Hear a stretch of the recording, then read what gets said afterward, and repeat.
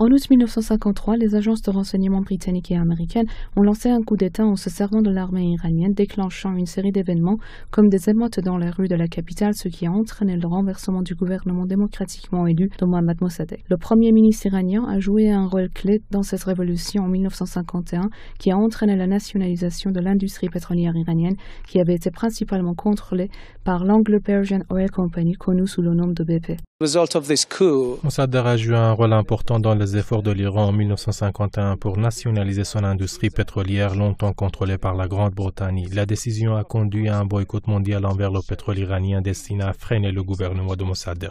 Mais quand cela a échoué, un plan secret a été conçu pour l'expulser. Ce renversement a donné au Shah le pouvoir absolu pour les 26 années suivantes jusqu'à la victoire de la révolution islamique en 1979, dirigée par Imam Khomeini, qui a renversé la monarchie soutenue par les États-Unis. Pendant des décennies, aucun président américain n'a jamais avoué la participation des États-Unis au coup d'État en Iran.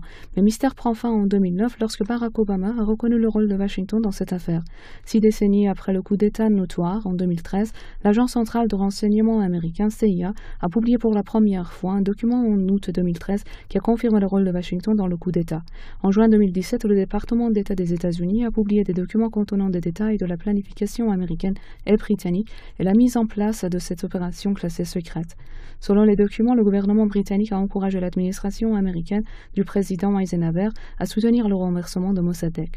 Les États-Unis et la Grande-Bretagne avaient le même niveau de participation au coup d'État. Plus de 5 millions de dollars ont été consacrés au soutien de hauts fonctionnaires, d'officiers militaires, de rédacteurs en chef et pour le recrut de voyous pour mener à bien l'opération. Le renversement du gouvernement élu de Mohammad Mossadegh par les États-Unis a servi de point de ralliement aux manifestations anti-américaines lors de la révolution iranienne de 1979. Les Iraniens se souviennent encore amèrement du coup d'État de la CIA qui a remplacé un gouvernement élu par la dictature de Mohammad Reza Pahlavi.